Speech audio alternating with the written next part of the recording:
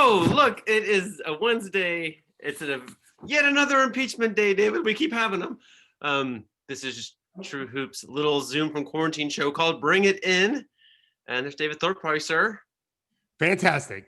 Got some firewood delivered to the house for all of our really cold nights. Our second round already, because in a pandemic, there's nothing else to do but do fire pits. So on this show, we got into these hoodies that you're wearing, and you were like, well, I can never really wear it because I'm in Florida and it's warm. Right now, you're wearing it, and I gotta tell you, it's like 40 degrees right now. Like, I'm so jealous of your hoodie right now.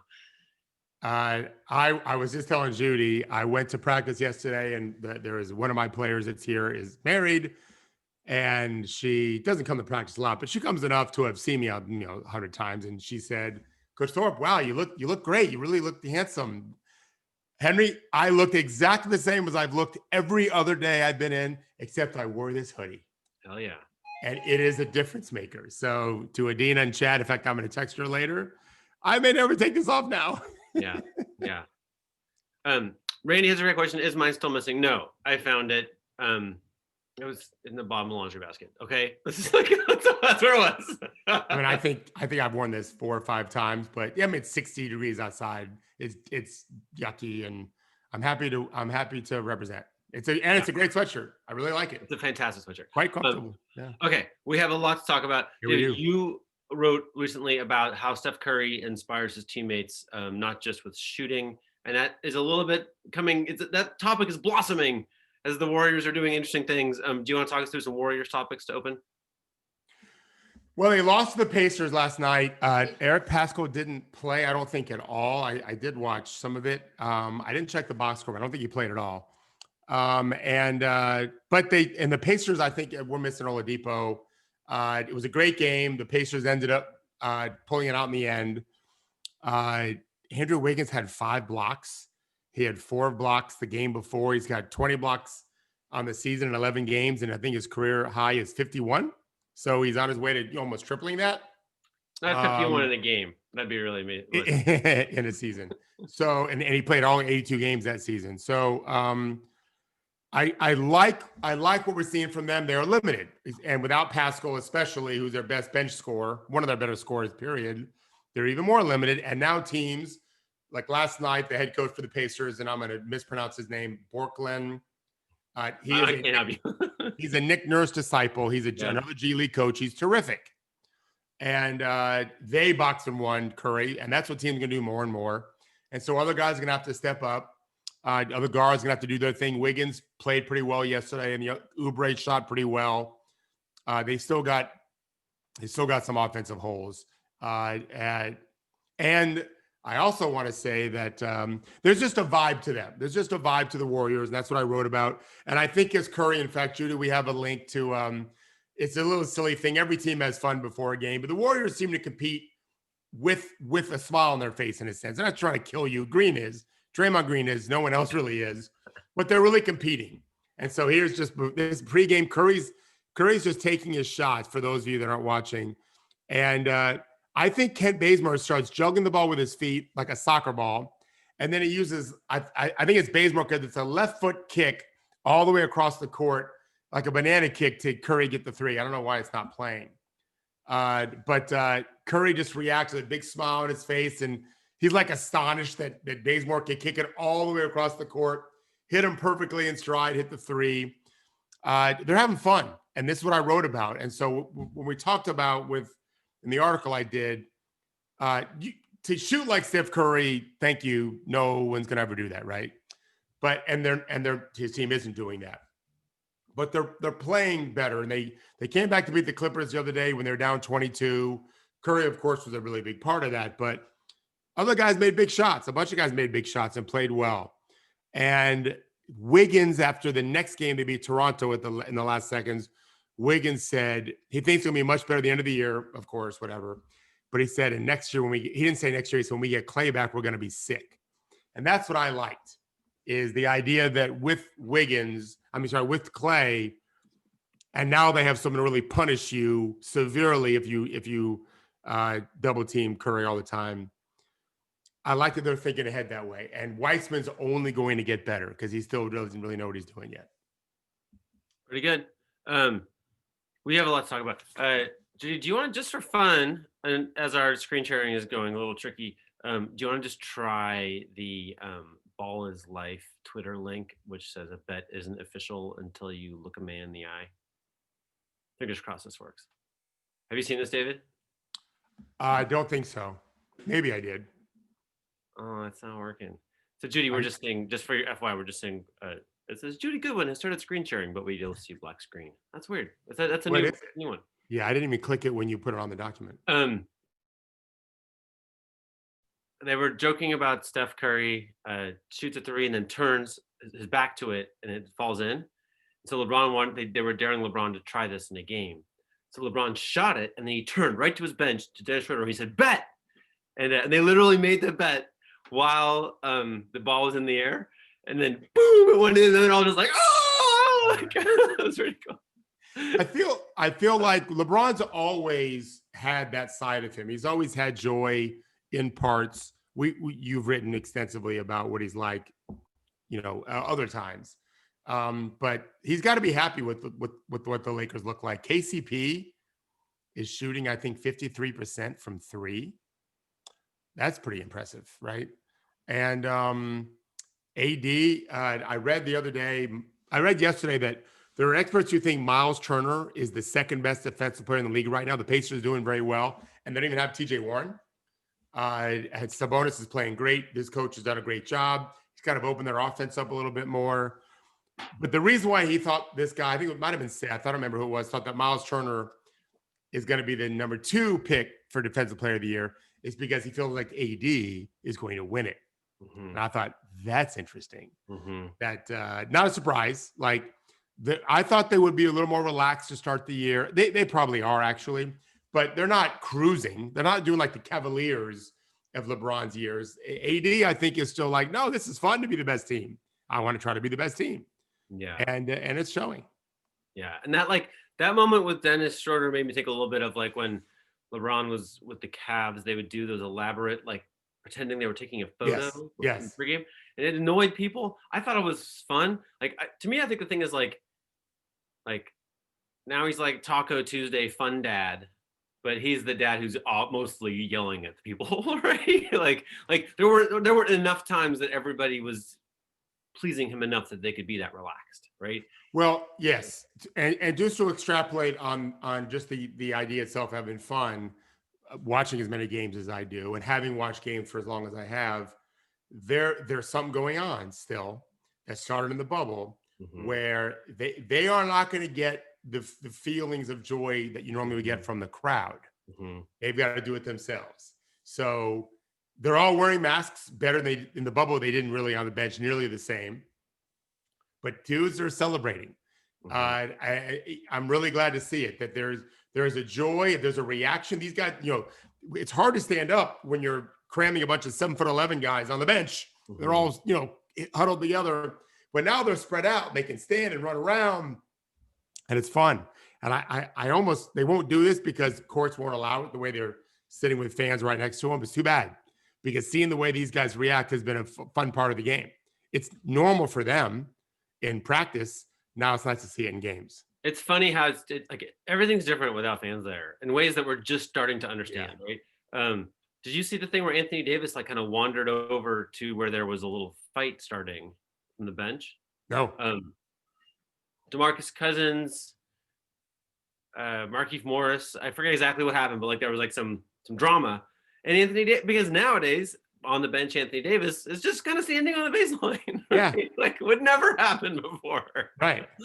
But then it's like, well, crap, did he leave the bench area to go break up a fight? It's very hard to tell now. Right? They're always leaving the bench area. Yeah, they're never in the bench area. There really isn't a bench area. That's the problem. Yeah. Yeah, that's interesting. No, I didn't see that. I was thinking this is a silly thing, but the NBA has this new stepped up rules yesterday. And one of them is that you're supposed to sit on the plane with the same people you sit next to the bench. You're supposed to be, you're like a pod within the team. And I was like, man, that sucks if you got a bad bench buddy. Right now it's your plane buddy too. You gotta sit next to. And in college, they're doing the same thing. And they're taking a step further. It's the same thing in your roommate.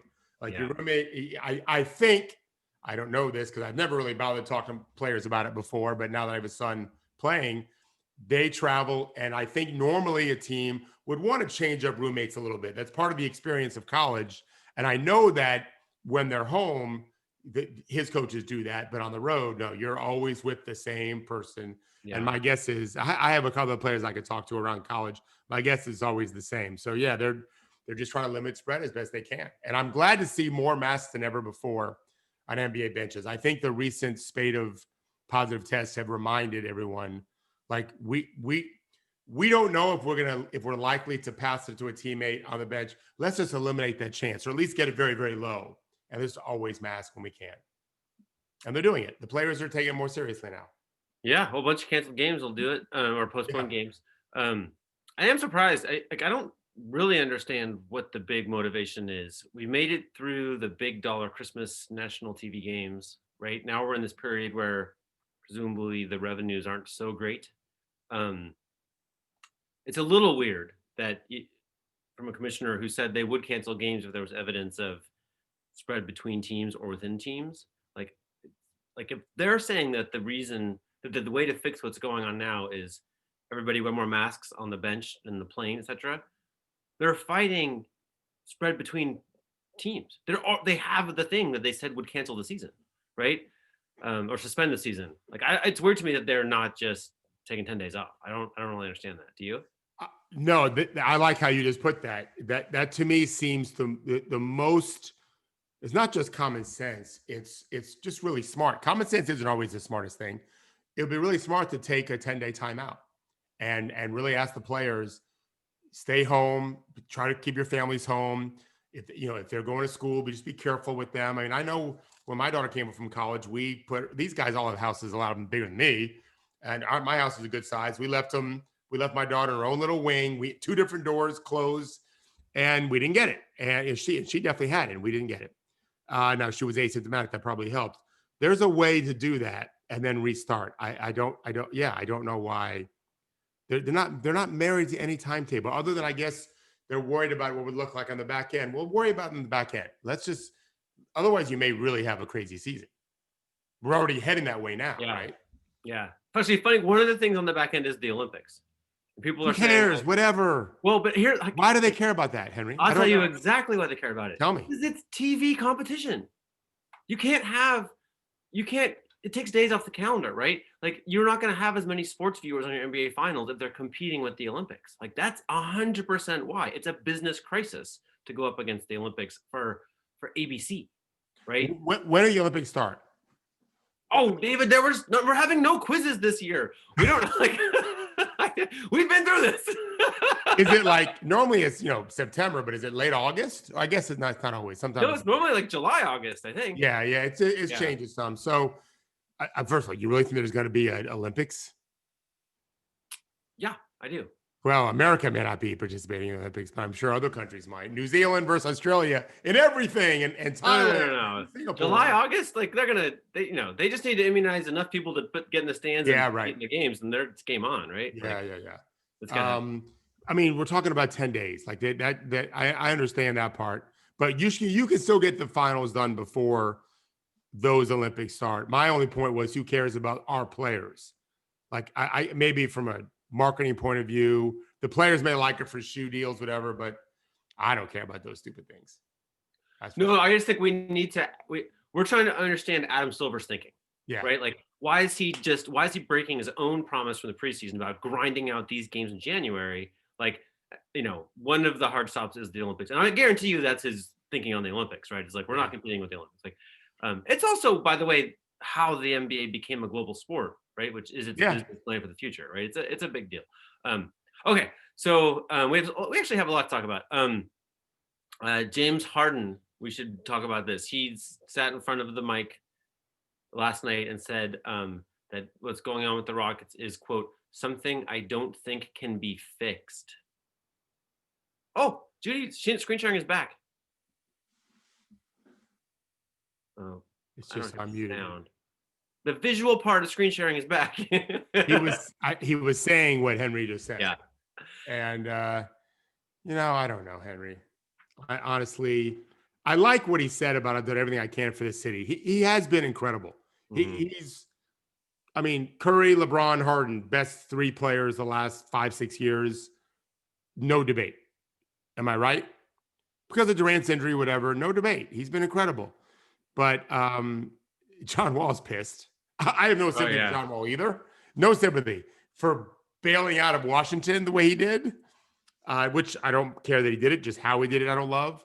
But the bottom line is just a mess there. It's a mess there. And I don't know what the answer is. And maybe Philly's going to trade for him. I wish they wouldn't. Joel Embiid last night was incredible. I watched the game, just refused to let them lose to Miami. And obviously, they all don't want to lose, but he actually delivered. Yeah. And you ain't going to see that if Harden's there. Like, sorry, you're just not going to see it. And I think Daryl Morey's nuts if he trades for James Harden, but he's smart normally. Maybe I'm wrong. I feel a little bit. So we wrote a couple stories about the Rockets, and like there was a quote from a former Rockets employee saying that he thought that they might be on their way to being the worst team in the league, and then a bunch of Rockets fans have, like, with each Rockets win this year, when they have like 1 win, 2 wins, 3 wins, have like tweeted that back to me with like, haha, you're an idiot kind of stuff. This is how the internet works, everybody. It's okay.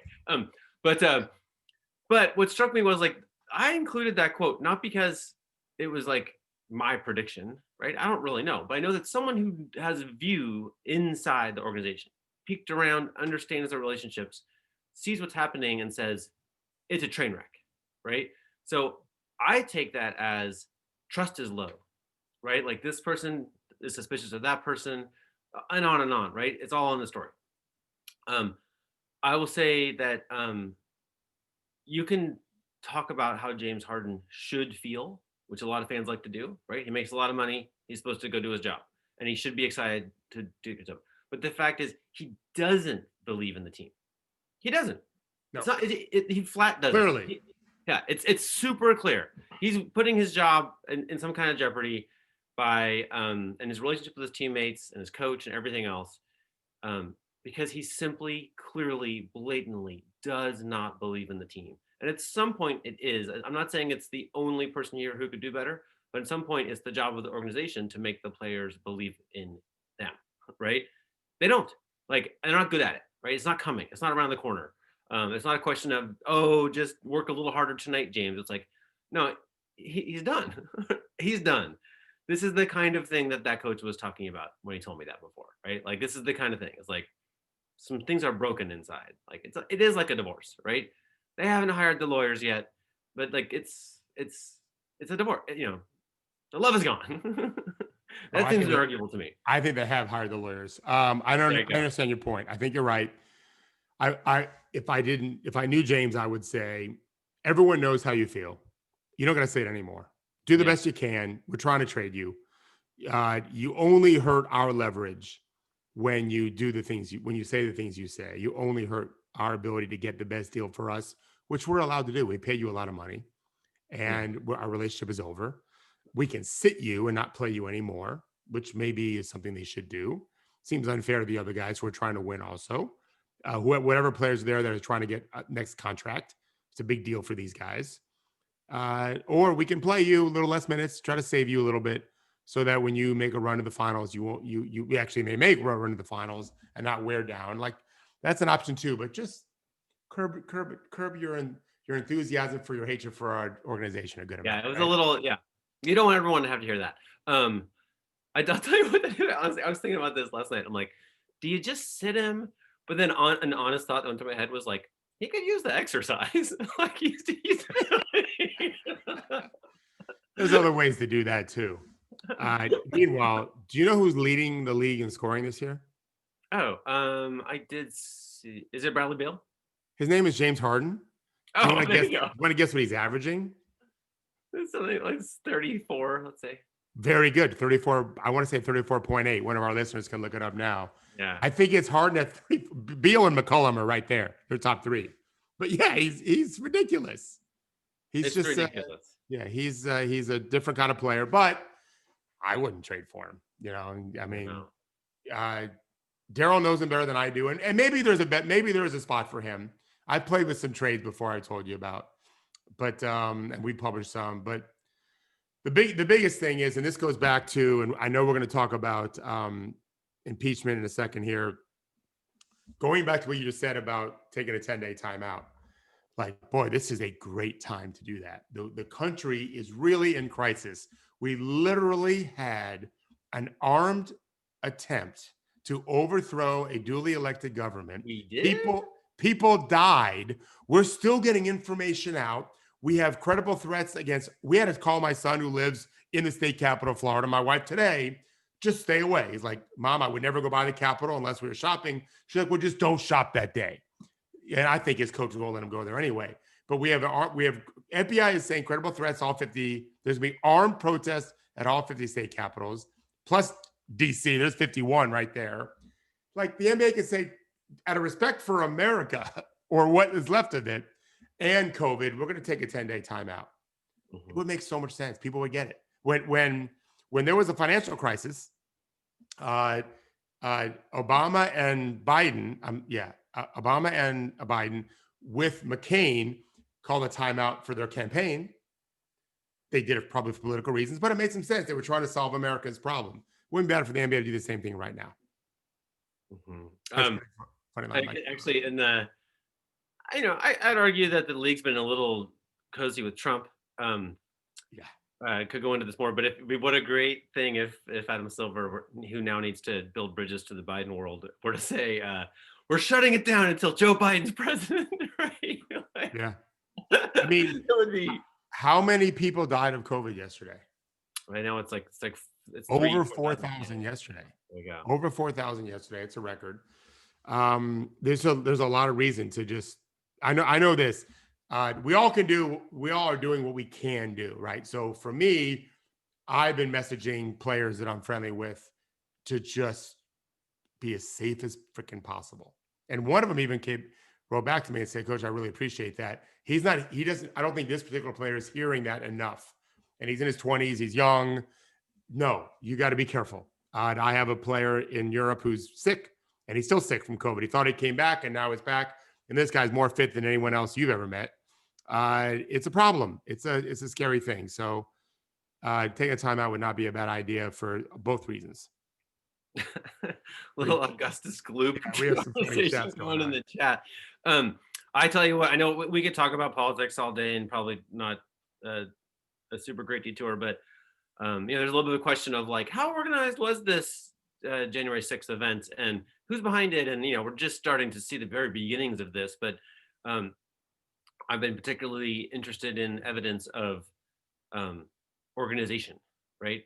And Impeachy Sherrill, who's a New Jersey congresswoman, said that unbelievable. That and I know who she's talking about now. We won't get to basically that a congresswoman gave a tour to people who then the following on the 5th, people who then were part of ransacking the Capitol on the 6th. That seems like some organization. But then do you know her record? By the way, I don't want to get off this point before you make your other point. Don't forget it. But do you know what her background is, Henry?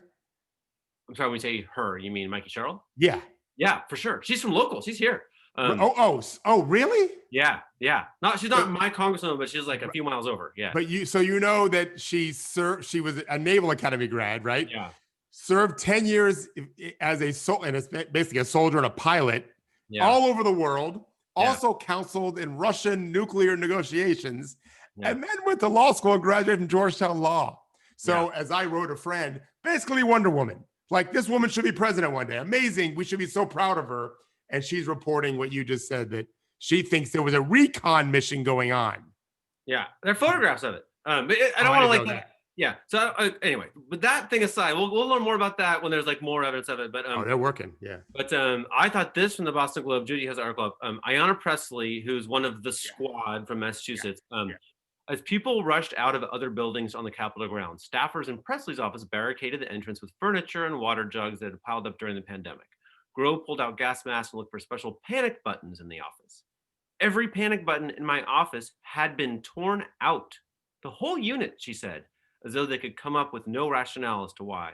She'd used them before and hadn't switched offices since then. As they were escorted to several different secure locations, Grown Presley and her husband tried to remain calm and vigilant, not only of rioters, but of officers they did not know or trust, she said. Did you see some of these windows? Were those bullet holes? Looks like it to me. There was one. Yeah. It said, "This is the entry into the U.S. House of Representatives," and it looks like a door with a window. And I am not an expert in bullet holes, but that's what they look to me. Not like smashed with something else. They weren't holes. They were indentations. Because Well, I'm sure thank God I bullet. am an expert in bullet holes, David. So I can tell you. I mean, I've seen a few. Um, But wow, that was yeah. This is so yeah. I agree. I think everyone's been in on it. Everything we've been suspecting. There was a work behind the scenes. The FBI said yesterday, people will be shocked at what we end up telling you. Is what you were just alluding to. I will be shocked. Well, right. But yeah, you're right. What Miss Cheryl said is what I think he is saying. Just wait, wait till you, and they're on it.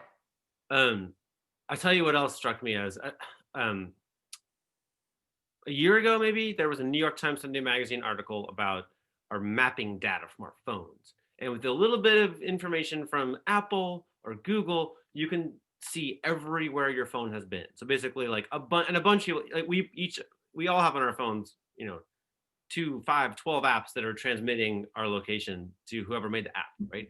Lots of people know where we are.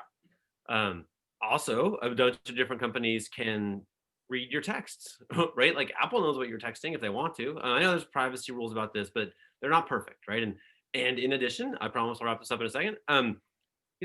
George W. Bush signed into law, like there's giant data centers in Colorado and here and there where they're just hoovering up practically every phone call and text of every American, right? So we have a problem that we're over surveilled, right? We're living in a surveillance economy with a surveillance state. I don't think that's even like a crazy thing to say. We have that problem. At the same time, Ayanna Pressley now, to solve the problem of who took the panic buttons out of her office, they're gonna like interview people.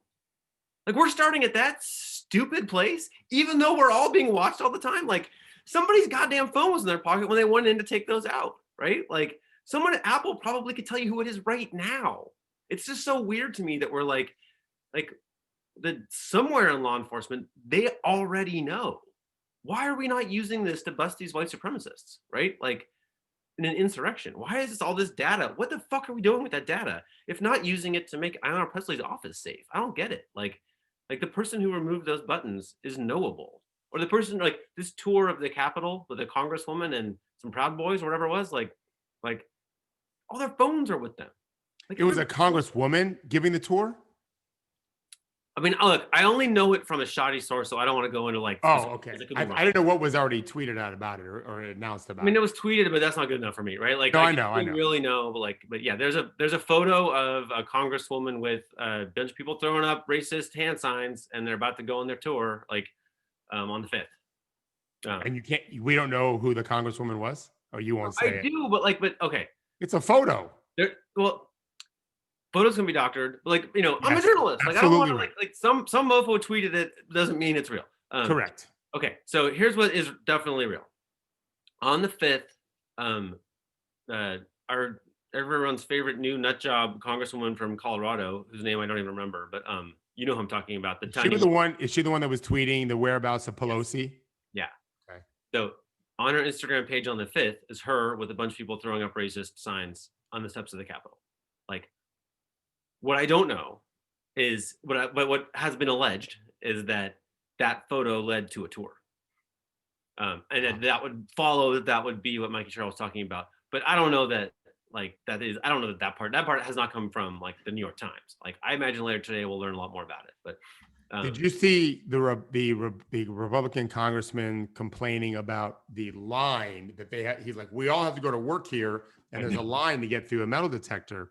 And someone intelligently posted a picture of the 7 lanes of cars backed 50 cars back in line to get the COVID tests. Yeah. Like this is what we're going through every day, and you're in a little line of few people to check to see if you're carrying a weapon. Yeah. Or there was one where it's like, oh, these inconvenient metal detectors like are making you feel unsafe at work or whatever. Like, we're so sorry, signed to every school child in America. Right, exactly. But what I've been a little bit, it's almost comical if it wasn't so tragic, is Jim Jordan was saying yesterday on C-SPAN, this is what old men do at 11 o'clock at night after the NBA games are over. We watch C-SPAN when there's a coup going on, right? Yourself, Thorpe. Huh? Speak for yourself. I don't watch C-SPAN. Right. Well, you're not in your mid-50s yet. I'm watching Jim Jordan, and he's saying, which they're all saying, this is a Democratic group that's been trying to impeach this guy from day one and whatever. He's mad at us for knowing who he was as president. Yeah. And then when he did the whole Ukraine thing, they said, well, you've always been wanting to get him. Well, yeah, we knew he would do stuff like this. And then 400,000 people are dead. Steve already wrote yesterday or today, it's actually more like 500,000 if you look at where we are in terms of deaths versus year over year. And then this, literally leading an armed insurrection to retain power. And you're mad at us for telling you 5 years ago, this is who he was. That's the insanity of it. Oh. David, do you want me to do some crazy conspiracy theory kind of stuff right now? So I don't know that our listeners and viewers really understand. You and I don't do this every day. We talk every day, but you don't always give me your conspiracies every day. But I would tell you, you do it more than once in a while, and I love it. And it's scary how you said to me the other day, I'm not going to go into details, but you were concerned about, were they trying to kill Mike Pence? There was no national news about this when you said this to me. Yeah. And you had talked to people. And sure enough, like it was hours later where I'm literally reading reports about hang Mike Pence and where's Mike Pence, and you nailed it. So yeah, I want to hear your latest theory. So just to be clear, I'm not like some of this stuff sounds like conspiracy theories. Like it's not conspiracy theories. But the fact is, the reason I'm knowing this is because like I've been cultivating friends who know a lot more about this than I do, right? So I listen to them, right? And and this one's easy. You can go see it yourself. Asha Rangappa, I mentioned her before. She's like a former CIA, I think, analyst, former intelligence certainly. Who's now like a commentator, but she knows a lot more than most of us about this kind of stuff. Right. She would know, for instance, like which think tank's report is valid and good to study and which one isn't, right? So yesterday she shares this report about white supremacy, the Adam Waffen, some kind of white supremacist group based in the US and how it has international ties now and did it have a role in the January 6th thing. And there's a whole white paper from some think tank that I never would have read, except that she said that I should read it. So I was like, well, honestly, sometimes I read this stuff, I'm like, I'll probably find some freaking NBA owner in this story. Right? Oh, no way. I'm pleased to report I did not. However, success. Or maybe for your case, failure. Yeah. No. It's good. It's good. Happy. Yeah. Not to be that evil, Yeah. Okay, but Ukraine is fascinating in that story, right? So Ukraine, let's remember, this is where Vladimir Putin had non-uniformed soldiers wander in, and they wouldn't really declare if it was an invasion or not, and they kind of took over. And then they funded the opposition, and then they, Paul Manafort was working, and they ended up like kind of upending this democratically elected society and having a decade of strife. Well, now it's a perfect cauldron of white supremacy because there's like these like training camps there for white supremacists where Americans are going over there to learn how to be people who overthrow governments in the name of white supremacy, right? Yeah. Like so the fact that both impeachments have this Ukraine tie, right, is not a coincidence, right? Like what was happening at the high level with the influence peddling, like goes hand in hand with like the other methods that are good for overthrowing governments, right? Like, so I want to make sure I'm understanding this correctly. You're saying that somewhere in tropical Ukraine, there is coup execution training? So I'm saying that like the way that, so not a lot of places on the planet are very important to the Kremlin, right? Yeah. Ukraine is. We could go into why. And I wouldn't be the best expert for that. But there they used an array of techniques, right? A former intelligence officer running Russia used it, but one of them was destabilizing in the street, right? One of them was pulling the strings of who's in power, right? And getting natural gas money. Right. So they used them all. Like America is also important to the Kremlin, right? Like we're seeing some of the same signs of the same things here, right? It's not hard to Anyway, it's not. I'm not saying that Vladimir Putin was trying to overthrow the U.S. government. I'm saying that the U.S. being destabilized is good for him and what he wants, and maybe a little bit of money here and there that encourage it. So let's connect that, Henry, back to the NBA, something you have been writing about and talking about. And now we're seeing this on a national scale, if not even a global scale, of companies divesting from Trump, the Trump brand, right? The Trump company. We know, as you've eloquently stated before and written about before and mentioned now, the NBA owners have cozied up with him.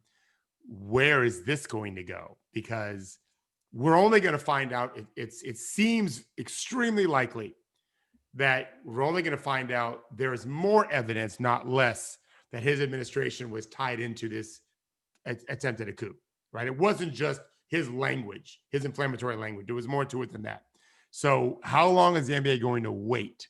Deutsche Bank stopped, right? Others are, I think I just read a few other companies recently, like yesterday and today, are pulling out. When is the NBA going to jump in? And then of course the NFL, but we don't cover the NFL because Fox was a big part of this whole story, and there's one of the two big stations that do games. So what is your prediction on NBA owners banding together and saying we've got to cut ties with this dude?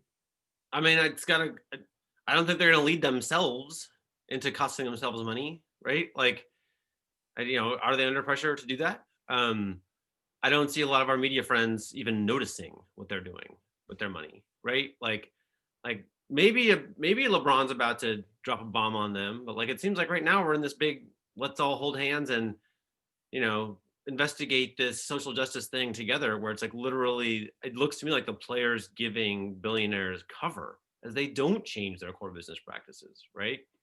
They're just like, yeah, we're doing some charity stuff, we're good there. Whereas like, of course we're investing a good chunk of the $50 billion that the super racist New York PD union is investing for retirement, right? Like, you are? Like, that's your core business? That's what you do for a living? And you're going to help us end racism? Like, what? Like, it's just not going to work, right? So, yeah, I don't know. In politics, it seems like it's a 5-alarm fire of you have to distance yourself from insurrection. When Mitch McConnell is doing it, he really has nothing to worry about. He's not going to run again. He just won. He's got 6 years. He's 74. It's unlikely he cares about another election. So he now can say, yeah, Trump, I'm okay with you guys impeaching him. Let's purge him and his kind from our party. Others are going to follow. I don't think he's going to whip people necessarily.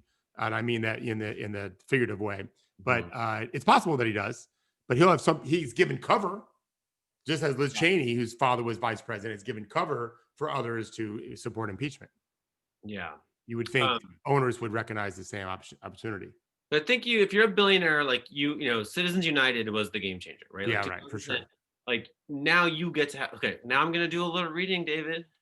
So Sheldon Adelson died yesterday or the day before? I'm not sure. I have no sympathy for that. So he was, at least of on the record money, he was Trump's #1 supporter, right? So these people are ransacking the Capitol saying America first, right? Like, this is what they want to end the like deep state behind the scenes backroom deals that are corrupting America's values and the globalists, right? Well, this guy, Sheldon Adelson, who actually had all the meetings he wanted with Donald Trump, right?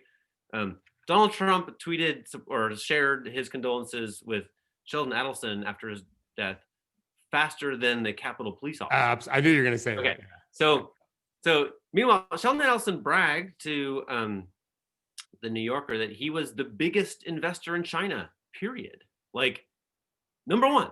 He was the first person to have like a giant casino in Macau, which made him, that was the source of his billions, right? So casinos everywhere are, have to solve the riddle of organized crime. And in Macau, the Chinese Communist Party. Sheldon Adelson's like, mwah, got this. No problem. Like, and then, okay, let me just tell you this crazy part about how politics works. Okay. So Adelson had this is Jane Mayer's book, Dark Money. It's not new. Adelson had long sought clemency for Jonathan Pollard, the Jewish American spy convicted of passing state secrets to Israel, who was serving a life sentence in federal prison. I don't have strong feelings about this. I don't know about this, but I know that people who are America first would be a little upset about spying on America. Yeah, You'd think, yeah, right? you think? In the past, Gingrich had called Pollard, quote, one of the most notorious traitors in U.S. history and scuttled a Clinton era deal to release him. If freed, Gingrich warned Pollard might, quote, resume his treacherous conduct and further damage the national security of the United States. But in December 2011, as Gingrich was heading into the Iowa caucuses in desperate need of cash, he switched his position. In an interview with the Jewish channel, he announced that he now had, quote, a bias in favor of clemency for Pollard. Within weeks, Adelson donated $5 million to Gingrich's sputtering campaign, which otherwise, in all likelihood, would have fizzled out. And then she goes on to explain that, like, Gingrich's $5 million specifically went to a half-hour show in South Carolina where they just destroyed Mitt Romney. So here we're like, oh, how did politics get so extreme? It's like, well, Mitt Romney was going to be the moderate Republican candidate. Correct. Sheldon Adelson's $5 million, which went to this, apparently was in response to this John Pollard switching of positions. Like, then it became, from that point on, every Republican primary was defined by extreme right-wing candidates who were funded by billionaires like Sheldon Adelson. This is how we got here, right? Like, this is this kooky thing. I might write about this. Sheldon Adelson has a bunch of NBA ties. I know you know about some. He for some reason was fascinated with the NBA. I don't understand, but this is where these billionaires and politics and NBA kind of all overlap and stuff like this. This is what intrigues me so much, and you players this summer. Gerard was so ahead of his time on this, just recognizing the moment could potentially be lost. And I do think, well, we know the WNBA players changed America, which probably changed the world. Okay, so I don't know if the NBA players did. I know that they had good intentions. I feel like they still do. They're still talking about things. Draymond the other day was. But until they start looking at this, where you guys are paying us money because we're making you money. So thank you. It's a fair, as I say every time I buy something from a store, and they'll say, well, sir, that'll be, $20.11. Oh, okay. That's a fair exchange of goods and services. It's kind of my standard thing. Or I'll say, I agree. Yeah, I'll say my daughter enjoys the little giggle. I say, I agree with that. When they say it's $10, sir, okay, I agree. So it's a fair exchange. Loser birds in there too, right? No, I keep that. I say that for the non-mask wearers right now. So you're paying these players a lot of money. Obviously, not every player is making the same. In exchange for the amount of money you're making our asset, which is growing into the billions of dollars now. That's fine. But what are you doing, billionaire, with your other money? When players start, demanding that knowledge, like, who am I working for? Yeah. That's the game changer. If you want to talk about game changers, right? That's the game changer. Yeah. So someone needs to lead that, right? I'm not nominating you. It wouldn't be terrible if we found a way to get you to do it. It needs to be a player. It needs to be, obviously, whoever it is. It doesn't have to be an all-star. I'm not sure Jaylen Brown's been an all-star yet. That dude's a bright dude. He's going to be, he's the leading candidate. He's the clubhouse leader. Yeah, I think, yeah, he's the top suspect in a good way of, all right, guys, until we know how all these dudes are using the money that isn't going to us, we've got a problem. And that could really change things hugely. And I think we assume we have to have figures like this, right? But politics didn't always have Sheldon Adelson telling Newt Gingrich what his positions are on key matters of national security, right? Like you used to raise money from more people, right? You'd get smaller amounts from more people, and then no one's so influential, right? That changed. And in the NBA, same deal. I actually have a draft of an article that I haven't quite put together in my head what to do with it, but I didn't write it. But it's do we need owners in the NBA? Do we? There's some costs that you need to cover, when the league has. But is it necessarily the case that this is the only structure that would work? Right. You could have a board of directors. You could have a CEO and everything else without having the owners. Let's face it, getting a credit line won't be a problem for them. They have one now. Yeah. right? If they're having tough times, they can go to the credit line. We know what money they're making. It's a fair thing to ask. A structure that's about an entity that's about the same size as a local school district, right? Like it's Yeah. and obviously it's taxpayer supported, but like it, that's a you can sort of picture, there's a school board and a what the hell they call it, superintendent, right? There's kind of a way that this kind of works. It's not rocket science. There is definitely not. There is that's a leverage point.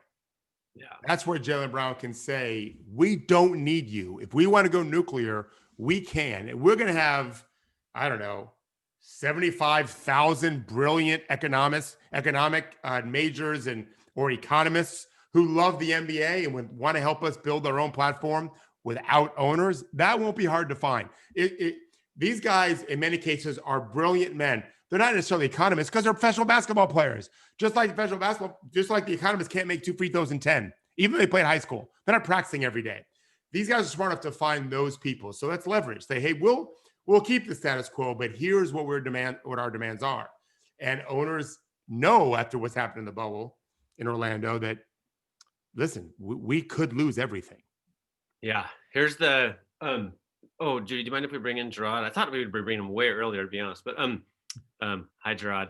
I think here's a problem now. There's a new problem, which is they want to bring in 2 new teams so that the billionaires who want badly into the NBA can write checks, right?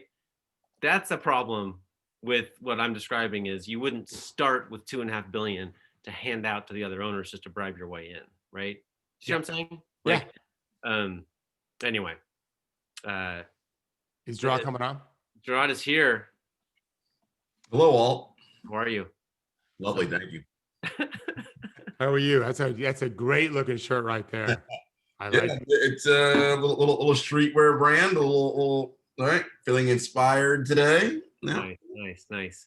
Are they impeaching today, Gerard? Mm-hmm. No. I thought they were. He's going to get impeached today in the House. Yeah.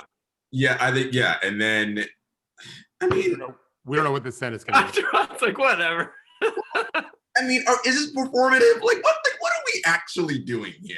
Like, the man is a neutered lame duck. Like, right? He's got 7 days. Like, what's going to happen? What's he going to do? Oh, I totally am not with you on that. I think he could do a lot of things this week. Are you kidding me? Like, for real. Like, I'm not even kidding. Like, you're like, he might start insurrection too. Gerard, do you know that they're in DC? They're guarding the tunnels. Yes, we have soldiers sleeping in the Capitol. At least I saw pictures of it anyway.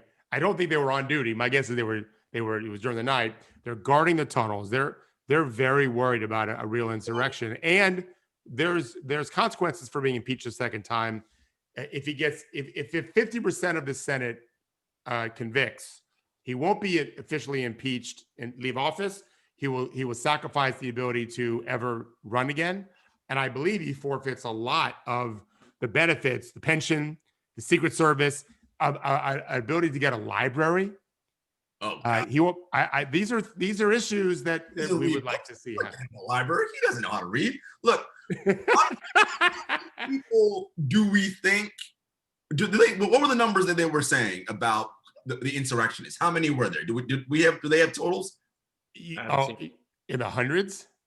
Because I'm wondering, like, are we worried about that group, or are we worried about how many people are in positions of power, like how the old KKK used to be back in the day, but we didn't know because they weren't wearing their hoods, like, because they had to be inside the police force. Like, right. How many people are those? Like, you know what I mean? Because this, like, I don't think I'm worried so much about the hundreds from the outside. Like, it's more, okay, how many are still left near the levers of power that would still want to, like, be helpful in this? And I don't know the answer to that. Like the person who took the panic buttons out of the representative's office. I don't know how many of those are.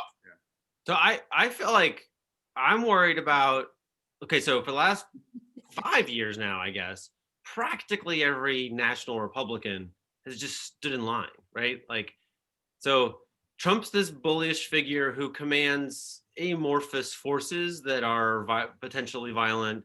potentially in uniform, potentially not, like, kind of all this sort of movement. And almost every political calculator has calculated just go along, right? This right now, to me, these days, this day and this next week is when the Republican Party decides, is there another way to protect each other and stand together while excluding him, right? So like no one has the leadership to just freaking be moral. I guess like Mitt Romney voted for impeachment, but like mostly it just doesn't work, right? But is there a way that like what are those animals that circle up when they're young or threatened? The muskox, right? Yeah. Is there a way for the Republicans to muskox up around a different non-Trump position? And like I think the answer is if he's eligible to run in 2024, he's gonna fucking own their asses. Like he's gonna have them all. Like he knows exactly how to do this, right? He already got his person running the party. And she's going to pull the money for so they're going to primary everybody who doesn't go along with them, and it's going to be a big nightmare. But my thing is like if Mitch McConnell can get Trump ineligible for office, right. Mitch McConnell runs the Republican Party now, and I stocks up around some other non-white nationalist point. Yeah. And I think that is where I'm leaning. I think McConnell's because he's already divorced Trump, right? Like he's like I'm not. It doesn't matter. Right. He's like, okay, I'm wrestling control back of this party. Who's going to be our person that's going to continue to promote white supremacy without saying white supremacy, right? That's run the plays a little better. Yeah. Exactly. We need a better coach. That's all. This guy sucked. We need someone better. This isn't tenable right now. So that's what's happening. What Bilal just wrote on our chat is exactly what we all were. This is the concern. And this is where people like Josh Hawley probably screwed up. Is you need to stay undercover a little bit longer. Be Trump. I'm speaking if I was one of the bad guys. Don't tweet as stupidly. Don't be as dastardly. But you can have all the same opinions, and you'll inspire almost half the nation. But Howley probably spoke up too soon, and now he's gonna have to duck and cover, and may get arrested. Like he might get charged at least with sedition. That's not a great thing to run for the White House on. No. Right. Yeah, to be not charged. In the past, but hopefully not in the future. right, exactly. No, it's true. It's comical too, guys, to see. I love to do this. I'm in my office. I've got normally I've got 3 or 4. I've got at least 3 games on, sometimes 4 games, but I will check to see what the news stations are starting their shows with at the beginning of each hour. And Gerard's gonna laugh when I say this, but 2 days ago, Hunter Biden was on Sean Hannity. That was his big thing, Hunter Biden, right? Last night, and it's been tech titans. We're all worried about censoring, as if we knew. And I wrote this, I think on Facebook. If Bin Laden was using a messaging app to talk to his people, and we knew about it, and we also knew that they themselves were messaging each other, and we stopped it, we'd be lauded, right? Well, that's what they're doing. That's what social media is. But Laura Ingraham started a show yesterday, definitively proving in her mind that Trump could not have been the inciter of this rebellion, because the FBI warned local authorities of this plot to overthrow an armed protest the day before. Well, how could it be Trump if he didn't do it till the day of, when they were warned the day before, as if he had not been building this the entire time? This is the madness. Biden mentioned Goebbels. He didn't say his name right, but he mentioned this is the propaganda machine at its height. You are using logic to explain the illogical. Like this is what are we even doing here? Look, if I'm the Dems, I'm figuring out, okay, how do we keep the power and keep winning this thing? One thing you learn from the Republicans is these fools play to win and for keeps. Okay, same thing is the same thing you got to do. Look. Again, you're the most cynical human in the world, and you're like, I don't give a shit about poor people. Who cares? Fucking help them. Give them a $2,000 checks. Do all these things. You will win in the midterms. You will keep your power. Trust me, it is very simple and easy. That's all you have to do. Give people money and make them feel good. And it's like, oh shit, we like these Dems. Let's vote for them. But they'll find a way to fuck it up, I'm sure. All right, today's a crazy day, but I got to hear from Gerard. We got to talk a little basketball. Not Nets. You're not our Nets correspondent. What else are you seeing out there that you want to talk about? Because there's another game canceled I saw. Yeah, Suns Wizards? What's that? Yeah. Well, no, Wizards Jazz was already canceled tonight. Suns Hawks. Yeah, that's done. What am I seeing? I do like what I'm seeing from the Golden State Warriors. We talked about at the top of the show. Yeah. I think there's a chance, and I said it early in the season. Well, I mean, it is still early, but at the beginning, Yeah. First said we're going to be a really good defensive team eventually. You can see it. They're coming. There are remnants of, ooh, these guys can guard. So it may be that they kind of flip the whole thing, because I don't know that you're ever going to be, relying on Wiggins and Oubre and those guys and Draymond to consistently hit from three. I mean, they're going to have their peaks and valleys, but to be consistent, let's put it this way: we're not having the KD, Steph, Clay years. That's gone now. No. But they can be excellent defensively. Bazemore and Oubre and, so much of defense, and I hate using this cliche shit, but it's like effort and want to. And those caring guys, and effort, yeah. Try. You gotta care. Annoying as fuck. Like, I was watching Bazemore last night. I was like, this guy's annoying. I would hate to play against him. He's always like in your face, reaching. I'm like, God, get away from me. But like, that matters, right? When you're trying to bring the ball across half court, and now you cause a turnover, and those momentum things get everybody else hyped up. And that's part of the joy and the thing you talk about with Steph. And you see it kind of infusing. So they're going to be okay, I think. And did you see the Sixers? Did you watch the Sixers last night?